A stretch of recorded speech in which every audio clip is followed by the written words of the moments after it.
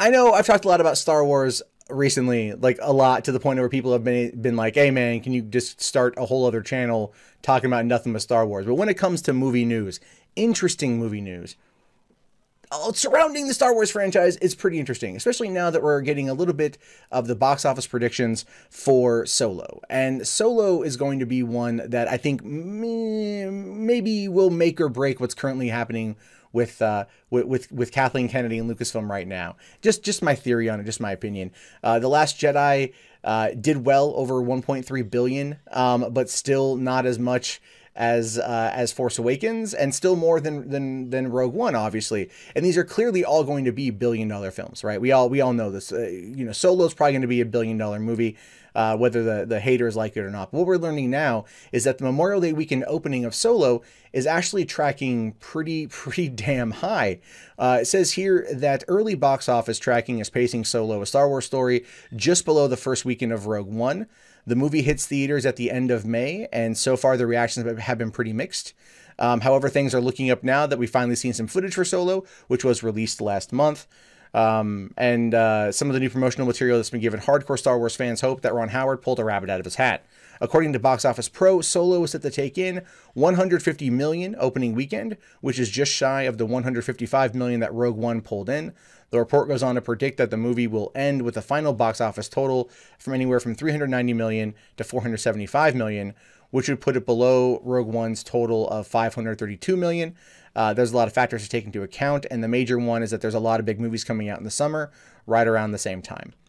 And one of those is actually Deadpool 2, which is true, and they moved Deadpool 2 up as to not be caught in the wake of the second week of Star Wars Solo. And so I thought to myself at first, like, they just wanted to get ahead of it because, it was going to be a much bigger movie based upon early reactions to some of the commentary coming out around Solo and some of the reports, I guess I should say, about things maybe not being copacetic on set, and Disney already basically have written off the movie. Now, $150 million opening weekend on Memorial Day is really damn good.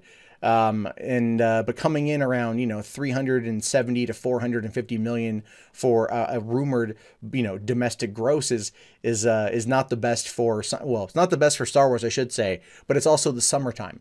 And so the summertime, how many movies do during the summer actually go off and crack that that $1 billion mark pretty much, right? You get some, but look at Beauty and the Beast was a $1 billion movie last year. That came out in March. Black Panther is a $1 billion movie. It came out in February. Last Jedi was a $1 billion movie. Rogue One, $1 billion. Force Awakens, $2 billion. This is December. There are off-peak times where movies are pulling in insane amounts of money. In September, a traditionally dead month, $300 million. That's one of those things where I think right now studios are scrambling to find the right time in order to make these, to release a movie at the optimum time to bring in the most amount of money. And Memorial Day weekend is always kind of been this big coveted one, right? It's like that and July 4th weekend, because it's a long holiday, especially July 4th if it's rolling on a Thursday or a Friday, somewhere in there. But Memorial Day weekend is guaranteed 4 days. So they do the Thursday through Sunday, Thursday through Monday returns, and it's going to pull in a lot of money, and those movies are pretty big. But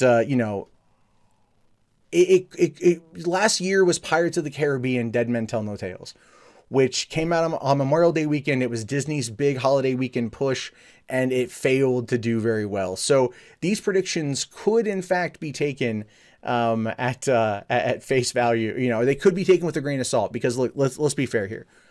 Avengers opens up, in just a couple weeks, right? They moved it up a week earlier in order to clear out a couple week path before Deadpool.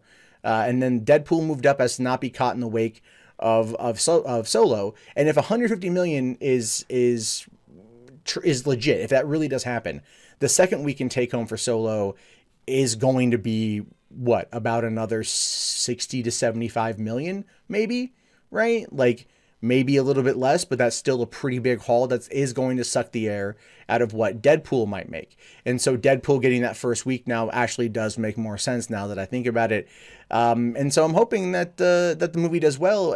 I'm actually more hoping that Deadpool, or that Solo does well as as just a movie. You know what I mean? Like, because I know a lot of people out there want this movie to fail, and I get it.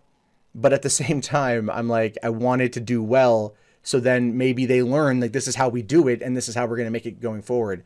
But I also just wonder if it's just too late for the franchise, and too many people have jumped shipped for it to be as sustainable as it is, or as they want it to be going forward.